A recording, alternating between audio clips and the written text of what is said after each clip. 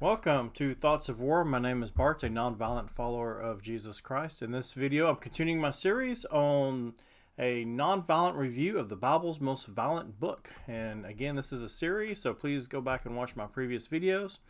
But I'm going to begin in chapter 7 today. So here we're looking at,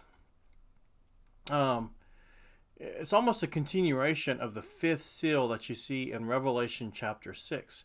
So again, I'm looking at who is using a sword, who is doing the killing, and who is being killed. And I think if you look at Revelation chapter 7, you'll see that it mainly is covering people who are being killed. And everybody who's being killed are considered to be the followers of God. So, but if we look here, it just begins with the sealing of those of the tribe of Israel. Again, I'm not going to go into what you can find in the other commentaries, but notice that they are set apart for God. And then also, if you go down a little bit more, you'll see that there's this other vast multitude from every nation, tribe, people, and language, which no one can number, standing before the throne and before the Lamb.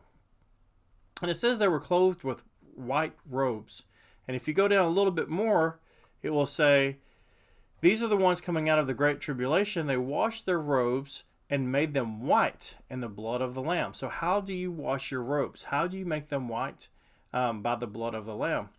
Well, if you go back to Revelation chapter 6, we'll find that in the fifth seal, that John saw under the altar the souls of those who had been slaughtered because of the word of God and the testimony they had given. And if you read just a little bit further, it says they were each given a white robe, and they were told to rest a little while longer until the number would be completed. So, how did they wash their robes and make them white?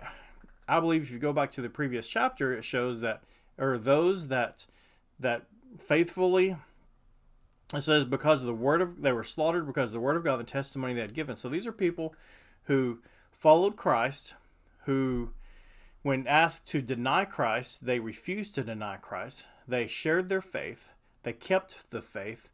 When they were tempted to either be killed or reject Christ, they chose to accept Christ and were slaughtered.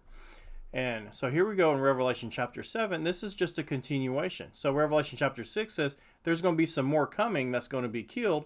Here we see that are being killed in Revelation chapter 7. So it's just a continuation of chapter 6.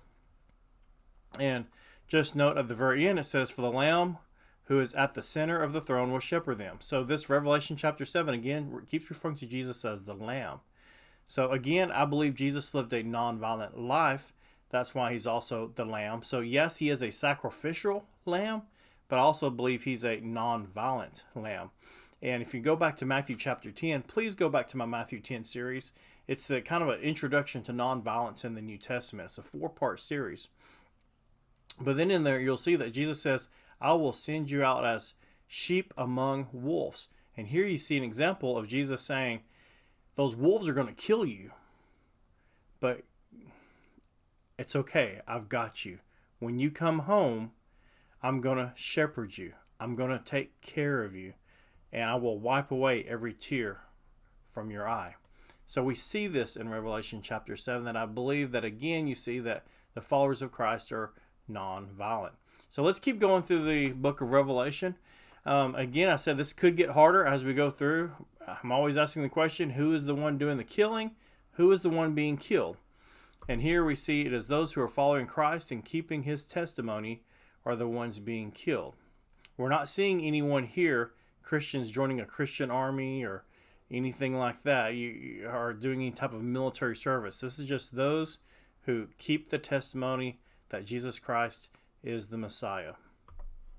So please, come on back. This could get interesting.